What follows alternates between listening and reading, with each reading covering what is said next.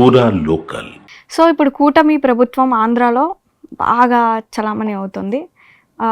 వాళ్ళది ఎలా ఉండబోతుంది? ఈ 5 సంవత్సరాలు బాగానే ఉంటుందా? లేకపోతే ఎవరన్నా అందులో నుంచి దిగే పరిస్థితులు ఏమన్నా ఉన్నాయా? నేను కూటమి ప్రభుత్వం వచ్చిన కొత్తలోనే చెప్పాను.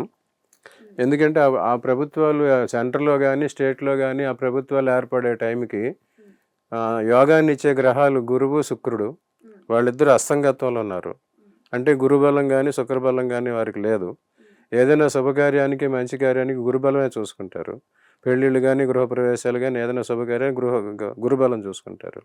కానీ అప్పుడు గురుబలం లేదు కనుక వారికి ఆ ప్రభుత్వాలు పూర్తికాలం మనగలిగే అవకాశం లేదు అని చెప్పాను. చాలామంది ఇంత మెజారిటీ వచ్చిన గవర్నమెంట్లు ఎట్లా పోతాయి అటువంటి ప్రశ్నలు వేశారు. అక్కడ ఏంటంటే గవర్నమెంట్ పోతుందని కాదు, నాయకులు మారచ్చు. ప్రభుత్వాధినేతలు ఎవరైతే ఉన్నారో వారు మారే అవకాశం ఉంటుంది. అప్పుడు ఆ నాయకులు మారినా ఎట్లాగైతే ఇక్కడ తెలంగాణలో రేవంత్ రెడ్డి గారి బదులు వేరే వారు వచ్చినట్టు అక్కడ కూడా ఆ పార్టీ నుంచి వేరే వారు వచ్చే అవకాశం ఉంది.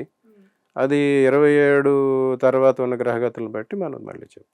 సో సీఎంగా నెక్స్ట్ ఎలక్షన్స్ అప్పుడు పవన్ కళ్యాణ్ కానీ, లోకేష్ కానీ, లేదా జగన్ కానీ ముగ్గురులో ఎవరు వస్తారనుకుంటున్నారు? ఒక్కొక్కరికి ఒక్కొక్క రకమైన గ్రహస్థితి ఉందమ్మా. లోకేష్ గారికి ఏమో లగ్న బలం బాగుంది. లోకేష్దేమో మకర లగ్నం, మేష రాశి, భరణి నక్షత్రం. పవన్ కళ్యాణ్ది వచ్చి మకర రాశి, శ్రవణ నక్షత్రం. లగ్నం కుంభం అని కొందరు అంటారు, మేషం అని కొందరు, మేనం అని కొందరు అంటారు. కానీ ఈయనకేమో పవన్ కళ్యాణ్కి రాశ్యాత్తు యోగం ఉన్నది, లోకేష్కి ఏమో లగ్నాత్తు యోగం ఉన్నది.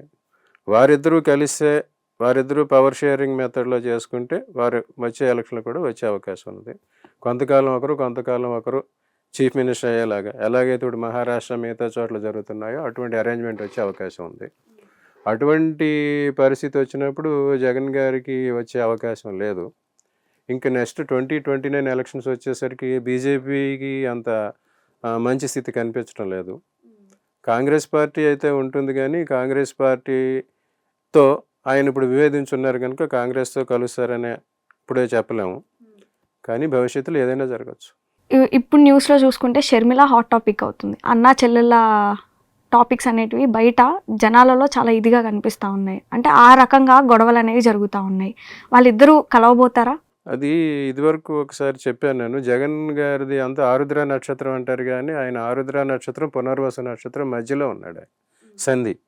పునర్వసు నక్షత్రం అంటే రాముడు పుట్టిన నక్షత్రం, రావణుడు కూడా పుట్టింది కూడా పునర్వసు నక్షత్రం. కానీ చాలామంది తెలిసి రాముడే తెలిసాడు. సరే, పునర్వసు నక్షత్రం వాళ్ళకి ఏంటంటే తండ్రి వల్ల కానీ, తండ్రి కోసం కానీ వారు కష్టాలు పడాల్సి ఉంటుంది. సో ఆ రకంగా రాజశేఖర రెడ్డి గారు చనిపోయిన తర్వాత ఈయన చాలా కష్టపడి చీఫ్ మినిస్టర్ అవ్వడం జరిగింది. రాజశేఖర రెడ్డి గారు చాలా మంచివాడు, దయామయుడు అన్న మంచి పేరు ఆయనకు వచ్చింది.